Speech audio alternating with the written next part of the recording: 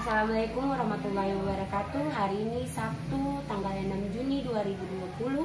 Kami dari pihak keluarga AA ingin mengklarifikasi atas kejadian kemarin yang terjadi pada tanggal 4 Juni 2020, di mana adanya miskomunikasi antara pihak keluarga dan tim gugus Covid Kota Ambon, yang dimana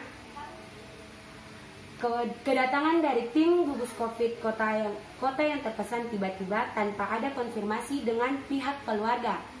Yang kedua, awalnya warga Silale mengira tim akan melakukan rapid test kepada sebagian warga Silale, padahal rapid akan dilakukan hanya kepada pihak keluarga.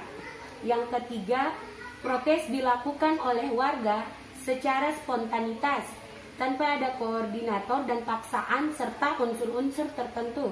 Yang keempat, pada tanggal 5 Juni 2020, pihak keluarga telah melakukan swab dan telah menerima hasil swab dari orang tua kami atas nama Bapak AA yang sekarang berada di salah satu tempat karantina di Kota Ambon. Yang kelima, kami dari pihak keluarga akan tetap menjalankan protokoler pemerintah. Demikian klarifikasi ini dibuat agar kedepannya tidak terjadi hal-hal yang tidak diinginkan. Wassalamualaikum warahmatullahi wabarakatuh.